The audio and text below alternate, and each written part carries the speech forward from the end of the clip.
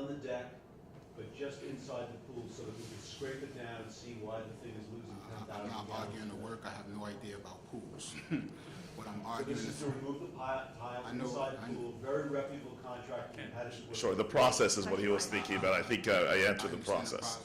and too often, we circumvent the process, and we should not circumvent the process. If we're going to reject all bids, then maybe we should put out a new bid for it to be rebid again, vice versa, just selecting a state contractor, which, of course, if they're a state contractor, they're going to come in at state rates.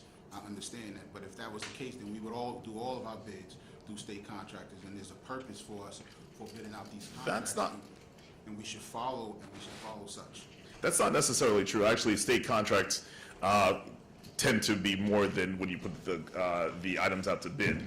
In this particular case, it was lower. However, there's two things that we're fighting against here with the pool, is that we're going into pool season. And when you get into pool season, all pool vendors are that much more. So if we want the pool to open up for this summer, then we had to, rush it of sorts. And so, yes, we could have gone out for another RFP, and that would have taken so much time. And, it's a decision that the committee made to go into. We also discussed this quite a bit in the committee. Right. We all feel the pressure of time on this pool, and we felt that it was in the best interest of the district to get this process started, to get this thing fixed, because we still have another bid, which is to repair all this when we're done. Right. And then so we can fill this pool. And so we felt the pressure of time to get this little piece of project finished. Time is money. Absolutely. Once we get into pool season, Yeah, we can start- afford it. Yeah. It's just gonna crush us. And also in the interest of time, we also want to be in the interest of process and make sure that due process is given. And when we talked about time, when we were talking about the bond and looking for new architects and all that other stuff, time wasn't of the essence. So I don't always want us to go back, as we had that discussion, and use time as a reason why we want to get things done. I think we should stick with the process. If we're going to reject all bids, we should send another bid out and allow the companies to participate. I don't know who this company is. I don't know where they're from. There's nothing towards that effect. I think we have a process in place that we should stick to, and that's what we should follow. All right. Well, you know what, Trustee McDowell, I'm sorry. You asked a question in regards to the process. We've explained it to you. It's 100% legal. There are times when time is of the essence, specifically now when we want to save money and we don't want to go into season where no pool company wants to touch us unless we want to pay double. So in that sense, we found it was prudent to save the number one, the district a lot of money, and also open the pool up for the summer so that our residents could have it for use. We found it was a very prudent decision to make. Now, if you disagree, you can vote no. And if you disagree, you could vote no, and then we'll have a vote. Is there any other discussion on this particular matter? Yes, I pulled it as well. I want to know what, given everything we just talked about, what is the timeline exactly for the removal? Assuming we've used this contractor, is this happening in the next month? It's like, what's the timeline? He's planning to start gearing up tomorrow. Yeah, okay. He has to create barriers so the dust doesn't get into the bottom and Right. want to be done. And his price was very good. He Right. actually reduced his price further at our request Right. from what his original proposal was by some $7,000 or $8,000 further. Right, so this is a relatively small amount of money in comparison to the, redoing all the new tile for the pool, which is going to be a huge job.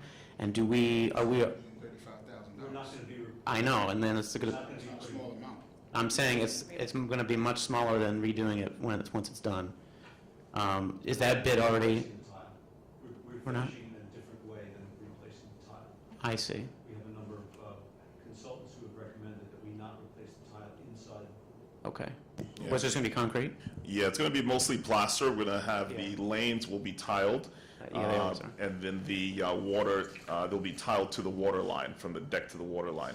Right. That way, in the future, if there is another crack, we can visually see it, and we don't have to, dig up tile again to People don't remove make it. tile pools anymore. Right, so we save money.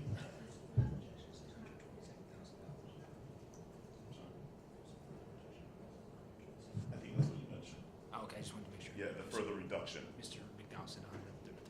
Yeah, 135. Saying it's even less than it Further was? reduction. 127 127 is the final number, correct. If you uploaded the. Yeah, it was I up. just looked at it. Yeah, Okay. you might have to refresh. but- Okay.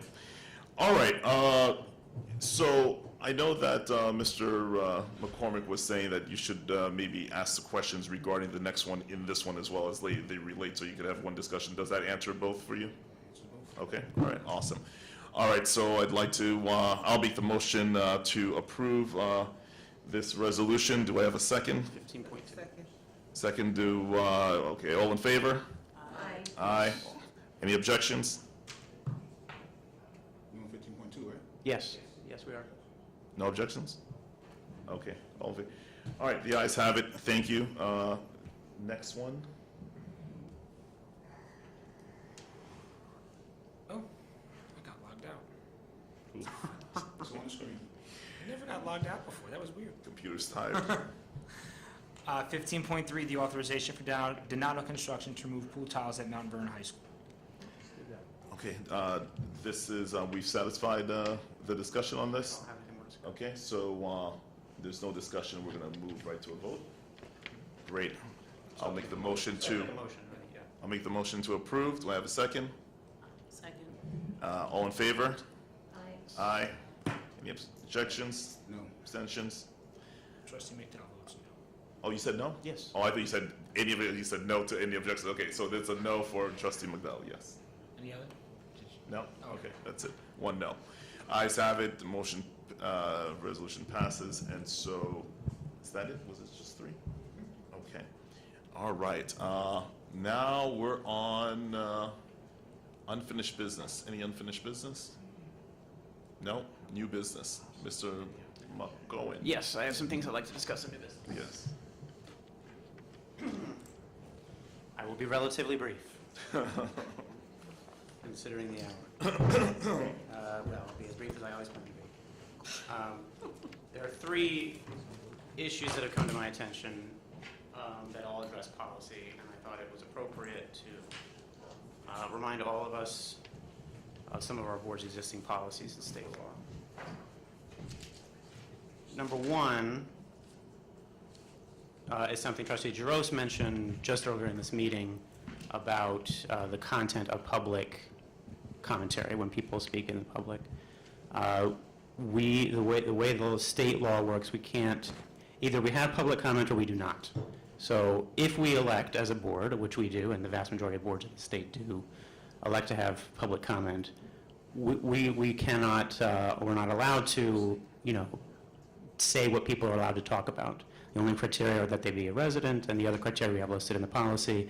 And in terms of policing their actual words, basically you just have to, you can't say defamatory things or illegal things, right? Sometimes people try and say things, or things directly involving a litigation with the district. I think that's also excluded.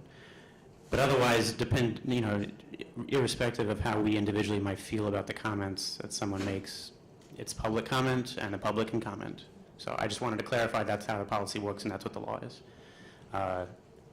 For the benefit of the public to know, that's what you're entitled to do, so long as we have a policy that lets you speak. Number two is removal of a board member, and one person addressed this during public comment. I've also. So let me just read what our policy says about removal from the board. Let me find it.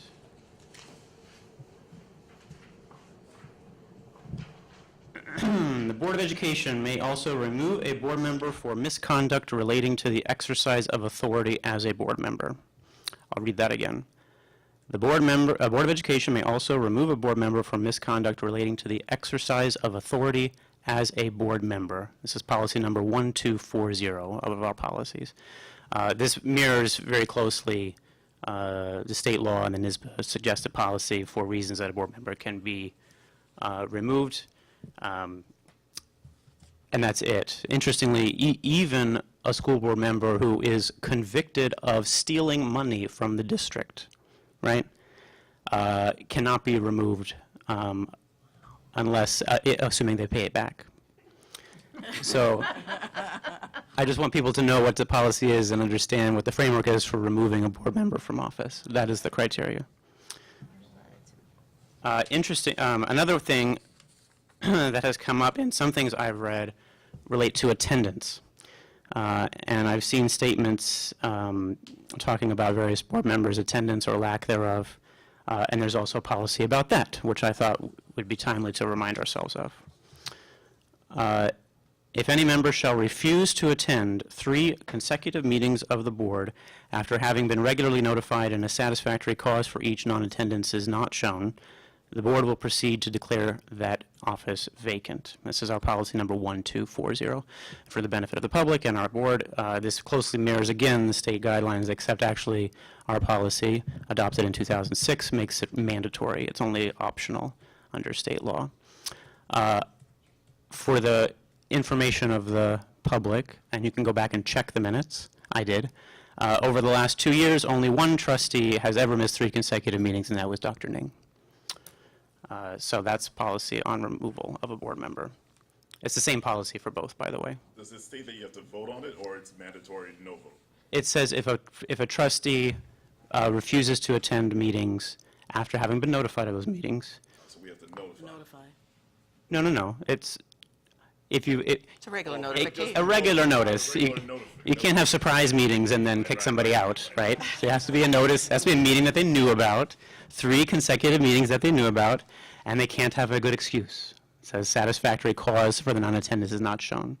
So obviously, there are lots of extenuating circumstances, Dr. Ning's among them, which are, very good reasons why people sometimes miss board meetings. So that is the criteria. I just wanted to remind everyone.